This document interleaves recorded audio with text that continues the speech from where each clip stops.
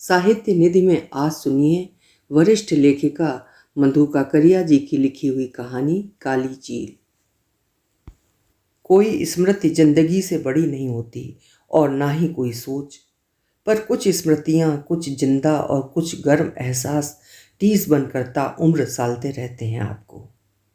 Chekhov की एक कहानी पढ़ी थी, एक क्लर्क की मौत, जिसमें एक क्लर्क होता है। एक बार वो थिएटर हॉल में कोई नाटक देख रहा होता है कि अचानक उसे जोर से छींक आती है। छींक इतनी तेज होती है कि छींक की कुछ छींटें सामने बैठी मटकी सी मोटी और गंजी खोपड़ी पर गिर जाते हैं। गंजी खोपड़ी घूमकर आंखें तरेर कर पीछे देखती है तो क्लर्क के होश उड़ जाते हैं। वो उसका बॉस था। बॉस उससे कुछ नहीं कहता, पर अफसरशाही का आतंक उसके मांस में ही नहीं, हड्डियों तक में धंसा था। वो और अधिक चैन से बैठ नहीं पाता। बार बार उसे लगता है कि अनजाने ही सही, पर उससे भयंकर अपराध हो गया है। उसकी बदतमीज छींक के गंदे छींटे बॉस की खोपड़ी पर नहीं पड़ने चाहिए थे। जाने बॉस क्या सोचे, जाने उसको नौकरी से ही डर पंख पसारने लगा। बॉस का आतंक कंधे पर बैठे गिद्ध की तरह हर पल उसे अपनी नुकीली नोक से लहूलुहान करने लगा। अब गई नौकरी। थिएटर खत्म किए बिना ही वो घर लौट आता है और सीधे पहुंचता है बॉस के यहाँ। काफ़ी इंतज़ार के बाद बॉस घर आता है। जैसे ही बॉस की निगाह उस पर पड़ती है वो गिड़गिड़ाता है, बॉस, मैंने जानबूझकर नहीं छींका, मुझे माफ़ कर दें। बॉस उसे कुछ नहीं कहता है, बस एक ठंडी और उदासीन नज़र उस पर डालकर रह जाता है। वो और अधिक डर जाता है। बॉस सचमुच उससे बहुत नाराज़ है, इसीलिए उसने मेरी बात का जवाब तक नहीं दिया। उसके वजूद का अंश अंश इस डर से ग्रस्त हो जाता है कि उससे दुनिया का सबसे बड़ा अपराध हो गया है। बॉस के आतंक के नुकीले कांटे उसे रह रहकर चुभते हैं। पल भर के लिए भी वो पलक तक झपका नहीं पाता है। खौफ और तनाव की नोक पर टंगा वो आधी रात में फिर जा पहुंचता है बॉस के घर। सर, मुझे माफ़ कर दें, मैंने जानबूझकर नहीं छींका था। इस बार बॉस सचमुच अपना आपा खो देता है और चीख कर कहता है, गेट आउट। सुबह वो क्लर्क अपने कमरे में मृत पाया जाता है। सवाल ये उठता है कि ये कहानी मुझे क्यों याद आती है रह रहकर। क्या इसलिए कि इसके सूत्र अवचेतन की किसी गहरी पीड़ा या अपराध बोध से जुड़े हैं? शायद हाँ, क्योंकि अपराध बोध आसमान में उड़ती वो काली चील होती है जो आपके जरा सा खाली होते ही झपट्टा मारकर दबोच लेती है आपको। तो किया जाए अपने ही अतीत का पोस्टमार्टम, क्या हर्ज। किस्सा कोताह ये कि वो 86-87 के दिन थे। संचार क्रांति का शुरुआती दौर। कंप्यूटर छोटे होते होते डेस्क पर आने लगे थे और सस्ते होते होते छोटे छोटे ऑफिस की भी ज़रूरत बनने लगे थे। क्योंकि अब ज़माना तेज़ चलने वालों का था, इसलिए अब अकाउंट भी लाल रंग के मोटे मोटे खाते से निकलकर कंप्यूटर के पर्दे पर दनादन चलने लगे थे। रातों रात कंप्यूटर हवा पानी की तरह अनिवार्य बन गया था। जगह जगह कुकुर मुत्ते की तरह कंप्यूटर सेंटर खुल गए थे। हमारे स्वप्न भी अब कंप्यूटर के साथ जुड़ने लगे थे। अब आसमान उसका था जिसे कंप्यूटर चलाना आता था। स्वप्न उसके दौड़ते थे जिनकी उंगलियां कंप्यूटर पर तेज तेज दौड़ती थीं। पर पुरानी पीढ़ी जिन्हें ना कंप्यूटर चलाना आता था और ज़िंदगी की घिस घिस ने जिन्हें इतना घिस दिया था कि जिनमें नया कुछ भी सीखने की ऊर्जा और उमंग ही नहीं बची थी। कंप्यूटर के बारे में सोच सोच उनका रक्तचाप बढ़ने लगा था। उनकी ऊर्जा और सपनों का लीकेज होने लगा था, क्योंकि कंप्यूटर के चलते उनकी ज़िंदगी अनाथ होकर इधर उधर भटकने लगी थी।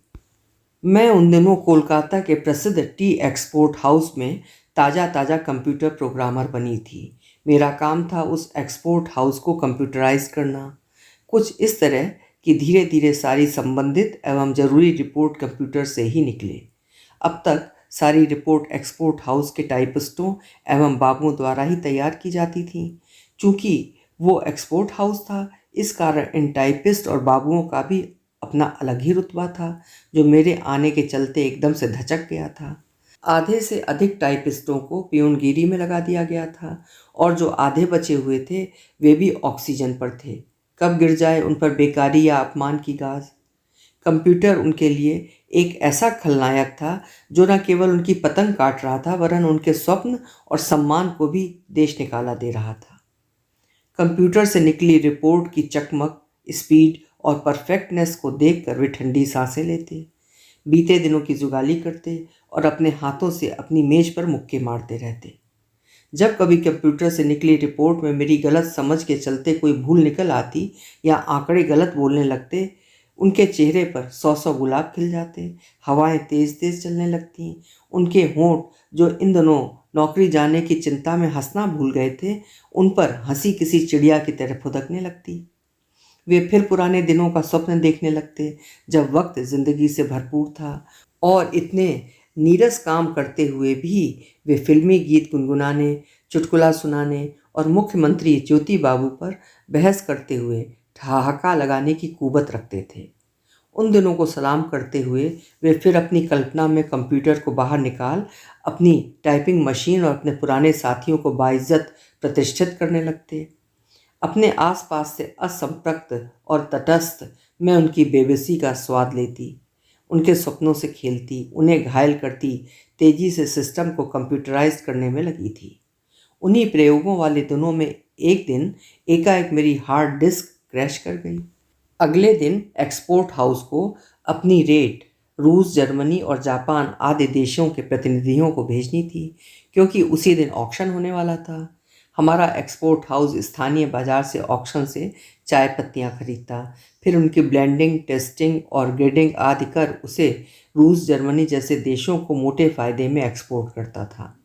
बहरहाल ऊपर से आदेश आया, सारी रिपोर्ट सुबह तक लग जानी चाहिए। मेरे आने से पहले 1.5 पसली के फोनी बाबू ये सब देखते रहते थे। वे एक्सपोर्ट विभाग के सबसे अनुभवी टाइपिस्ट कम क्लर्क थे।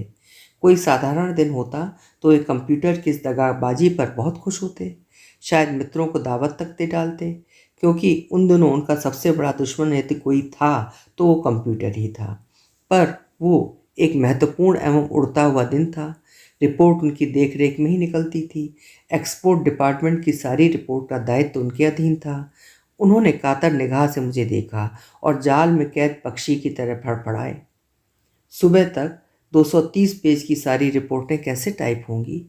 क्या दूसरे कंप्यूटर का इंतजाम नहीं हो सकता? बैकअप मतलब दूसरी फ्लॉपी में संग्रहित डाटा तो है ही आपके पास। मैंने गर्दन उचकाई और अपनी अक्ल से पंगा लेते हुए कहा, मैनेजमेंट से बात कीजिए। उनका अधबूढ़ा चेहरा हल्के से कांपा, आंखों में बॉस का खौफ उभरा। सामने के 2 टूटे दांतों से दयनीय हंसी बिखेरते वे लटपटाई आवाज में पिनपिनाए, साहब बहुत गुस्से वाले हैं, मेरी तो हिम्मत ही नहीं पड़ती। एक बार तो गुस्से में उन्होंने रजिस्टर ही मुझ पर फेंक दिया था। करीब खिसक कर वे फिर फुसफुसाए, आप पर तो वे बहुत मेहरबान हैं, आपके साथ तो हंसी मजाक तक चलता है, आपकी बात वे जरूर सुनेंगे, आप ही जरा। वे खिसकते हुए मेरे इतने करीब आ गए थे कि उनकी सांस, मैले कपड़े और बालों में लगे कड़वे तेल की गंध से मेरा जी मिचलाने लगा था। मेरे लिए ये कोई महामुश्किल कार्य नहीं था। मैंने एक निगाह घड़ी पर डाली और एक निगाह उनके चेहरे पर डाली, जहाँ डर, कुरूपता और मनहूसियत के न जाने कितने जाले लटक रहे थे। मुझे उस पूरे माहौल से जितनी अधिक वितृष्णा हो रही थी, फोनी बाबू की आंखों में उतनी ही अधिक उम्मीद की किरण कौंध रही थी। वे फिर लटपटाते प्रेम से बोले, आप करेंगी ना बात? बोलते बोलते जाने कैसे तो उनकी बाईं आंख दबी।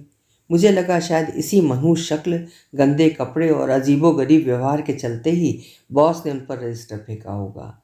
उनकी यातना का दुष्ट आनंद लेती, गर्दन झटकती मैं ये जा वो जा। दूसरे दिन ऑफिस पहुंची तो बड़ा विचित्र और दयनीय नजारा था। जिंदगी जीता जागता युद्ध बन चुकी थी। गिरते डोलते 52 वर्षीय फोनी बाबू को 3 पियोन पकड़ कर टैक्सी में चढ़ा रहे थे। वे उनके पंजे से निकलने की असफल कोशिश कर रहे थे। बीच बीच में वे अपनी अकड़ी गर्दन को दाएं बाएं हिला रहे थे। उनका दिल अभी भी बुझती लालटेन की तरह भक भक कर रहा था। वे बुदबुदा रहे थे, एखनो 40 पाता बाकी आछे, अर्थात अभी भी 40 पन्ने बाकी हैं। पास खड़े दूसरे क्लर्क से मैंने पूछा, माजरा क्या है? तो पता चला फोनी बाबू रात भर मशीन पर मुंडी झुकाए टाइप करते रहे थे। रात बीत गई, फिर भी जब वे घर नहीं पहुंचे तो उनका लड़का पहली ट्रेन पकड़ ऑफिस पहुंचा।